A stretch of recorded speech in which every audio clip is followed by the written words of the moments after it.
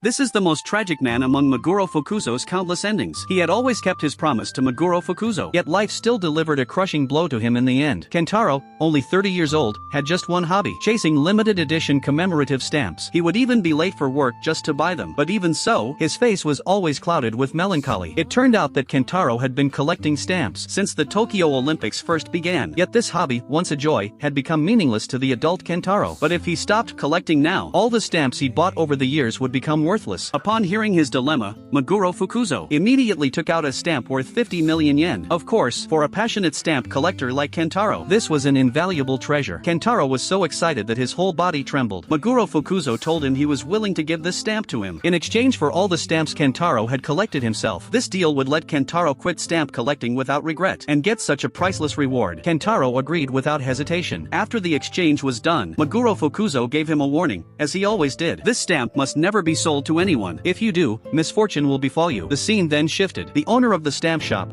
upon seeing the stamp for the first time, started trembling all over. He begged Kentaro to sell it to him, offering to pay any price Kentaro asked. Kentaro, now certain of the stamp's value, was over the moon. He even felt like he could spend the rest of his life with this single stamp. With such a precious collectible in hand, Kentaro's entire demeanor changed. A smile never left his face, and he no longer had to be late for work to buy stamps. Getting someone who'd stuck to a hobby for over a decade to give it up was truly no easy feat. But good luck always comes and goes in a flash. The next morning, Kentaro was woken up by sobbing. It turned out his mother, persuaded by others, had followed the trend and bought stocks and lost all their money. Worse still, that money was the savings his father had left behind after passing away. Now, they urgently needed 30 million yen to make up for the losses and keep investing. Faced with such a huge sum, Kentaro had no choice but to turn his eyes to that precious stamp. But the stamp shop owner hadn't come to work yet, so he rushed to the stamp building. Yet for various reasons, no one was willing to buy the stamp there either. It wasn't until dusk that the stamp shop owner finally showed up slowly, and that was when Kentaro's misfortune began.